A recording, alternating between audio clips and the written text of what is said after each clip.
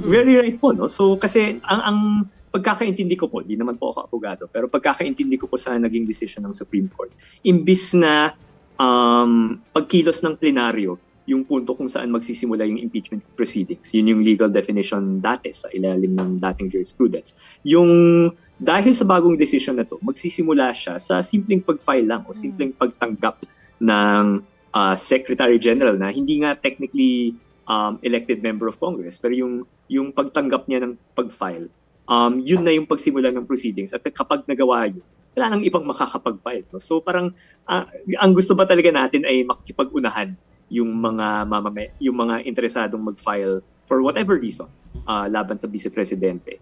And yun nga po, yung binabanggit nga na pwedeng mag-file ng very weak case para makaiwas sa impeachment. Nakita po natin yun nung panahon ni President Gloria Arroyo. Kaya nagkaroon nga po ng ganitong proceedings na okay, yung Congress meron siyang chance to see kung ano ba sa mga final na impeachment complaints yung talagang may laman. Tapos yun yung sisimulan ng impeachment proceedings po.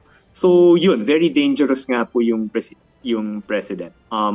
Parang butas ng karayom na nga yung kailangang pagdaanan para makakamit ng accountability. Tapos ginawa pa itong lalong makitid. No? So we're concerned by that to the point na ayun, we felt na kahit naakala namin tapos na yung trabaho namin noong Disyembre, we felt that it was important to make these points heard.